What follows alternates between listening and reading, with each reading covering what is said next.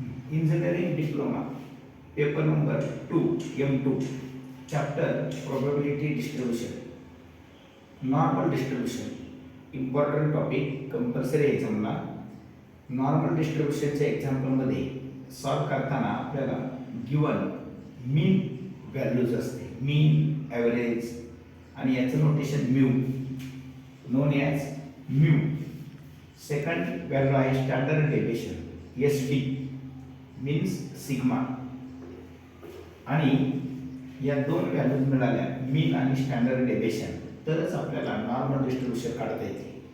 Normal डिस्ट्रीब्यूशनमध्ये formula आहे standard व्हॅल्यूमध्ये Z is standard value is equal to x minus mu upon sigma x minus mu upon sigma x mu आणि sigma mu is mean sigma is standard deviation.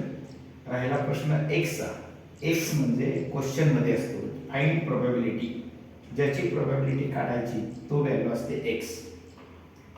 Find value of x put करा mu put करा sigma put करा calculation केल्यानंतर values मिळेल find value of Z. झेडच्या values there are two types less more or lies between A and B. First type less than or more than. झेडची आलेली value कुठेही वापरायची नाही त्याचा एरिया शोधायचा असतो. Area of Z is equal to आणि तो 0.5 मधून मायनस करतात. Answer complete. Second type lies between A and B. याचा अर्थ असा लाईज बिटवीन क्वेश्चन असेल तर x is equal to A put करायचा. X is equal to A calculation करा झेडची value calculate. Similarly x is equal to B put करा झेडची व्हॅल्यू कॅल्क्युलेट. इथं मिळेल Z1 हा मिळेल Z2. Suppose that Z1 is equal to K1 and Z2 is equal to K2. Okay. आणि there are different values त्या दोघांची addition करायची.